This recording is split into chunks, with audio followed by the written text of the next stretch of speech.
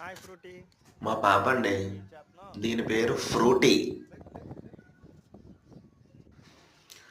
Frutti scooty మీద ఊటీ వెళ్ళి రోటీ తింటుంది.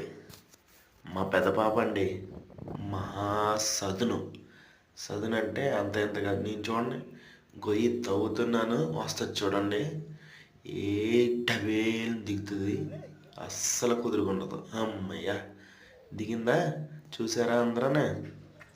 అదండి, అస్సలు కుదురుకుండమంటుండదు. మళ్ళీ నేను కుదురుకుంటానా, గొయ్యి తీసేసరికి మళ్ళీ వచ్చింది.